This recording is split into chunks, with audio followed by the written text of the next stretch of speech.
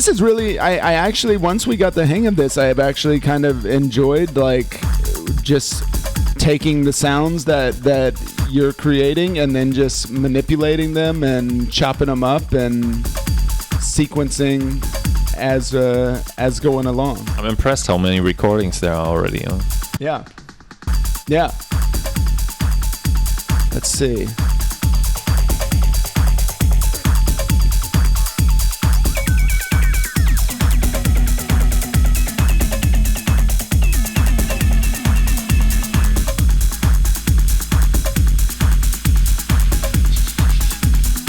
You want my barbecue sauce arm, don't you?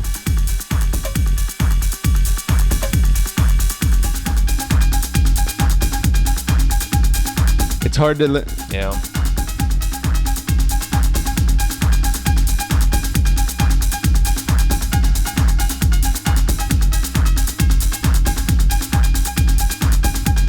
Maybe it's... what oscillator? We need...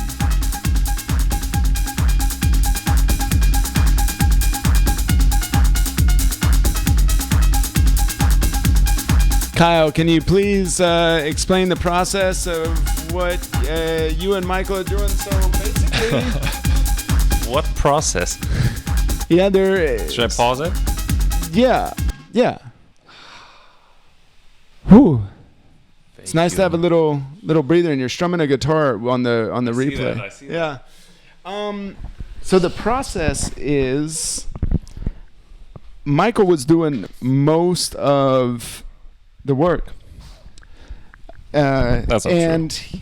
he brought over his modular rig. When I have people come over, I always say bring a piece of gear or something that you really enjoy or into, or something that can be shown to the viewers like you. Can you turn that a little bit? In a perfect world, we would have a second camera. But, technical issues. But Michael brought over his modular rig that he's been building since COVID. How are you finding the case? Any power issues or anything? It's fantastic. No power issues at all. And what's the cost of a case in general? I think it's like $350 for one of those. Okay. And it's nice that you can like interconnect them and then like carry it around the way I brought it in. Can you give like a little rundown of the most generic routing of you're running from the clock? Yeah. So basically I'm running from I'm sending some clock to the sequencer, right?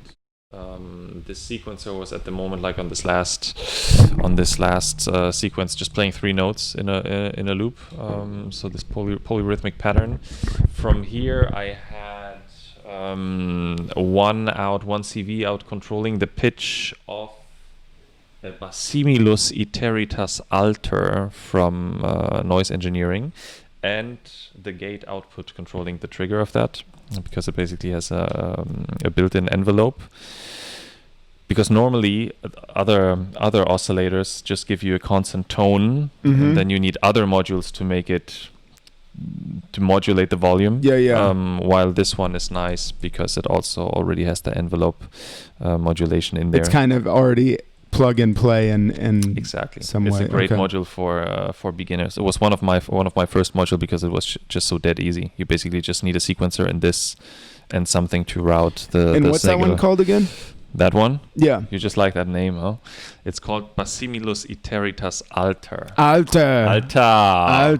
Okay. Yeah. Okay. And then, so that's running from there? That's running into a Retromechanical Labs Electron Fuzz Custom distortion unit.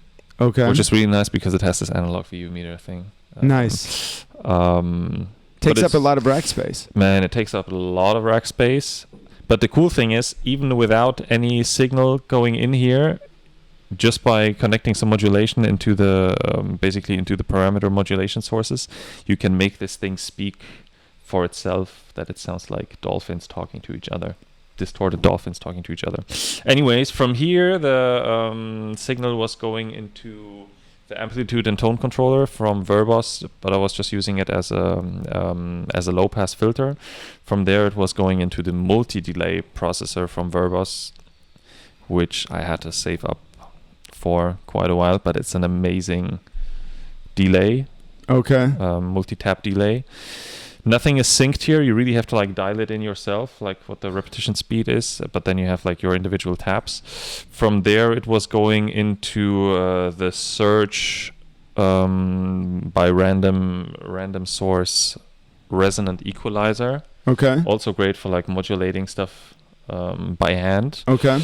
And then from there, it was going into the Kamieniec, I think, from Chaos Engineering, a phaser. Nice. And from there, it was going into the output. And from the output, it was going into your beautiful RME interface. Yes.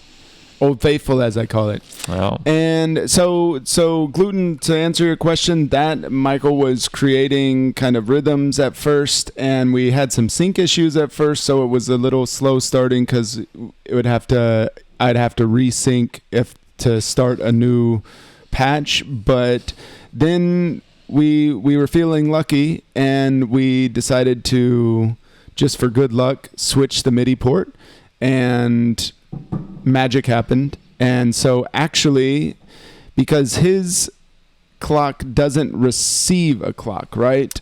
It can only could, send. But not with this module. Yeah. Okay. Yeah. So actually, the modular is sending the master clock, and the Ableton is synchronizing to the master clock with the modular synth.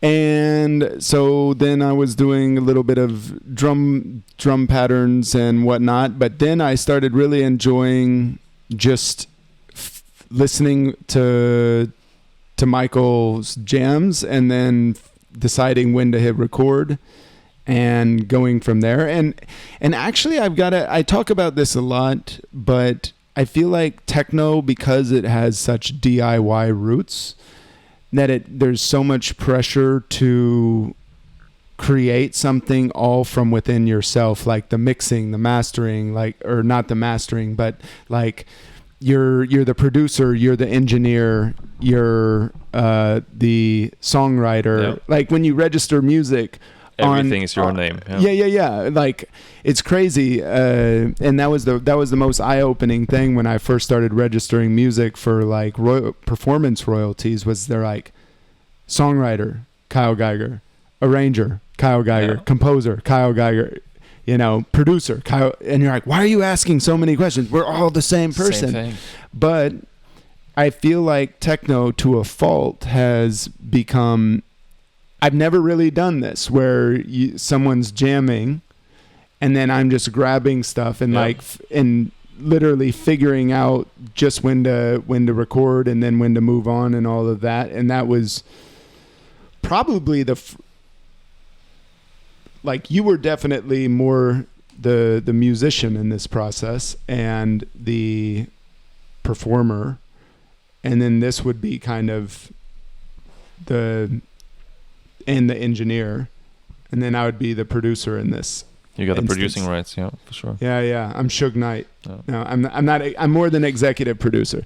But no, so I was grabbing the clips from Michael, and then messing with the volume automations, and then basically we got enough of a archive of clips. She's just starting to lick, and then it's upside down, but can see all the clips that were happening. And I figured that it would be a lot more interesting to watch the modular synth from Michael and him working on that versus having the Ableton screen kind of big. So that's it.